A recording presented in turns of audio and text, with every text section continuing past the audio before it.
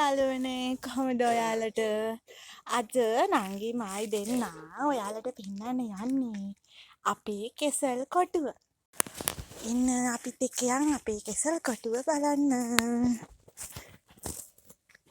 මෙන්න ඈතින් තියෙනවා නංගිගෙයි මගේ කෙසල් කොටුව.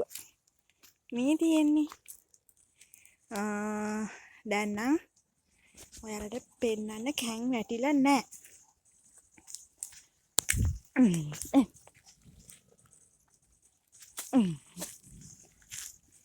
මෙන්න තියෙනවා අපේ කෙසල් කොටුව.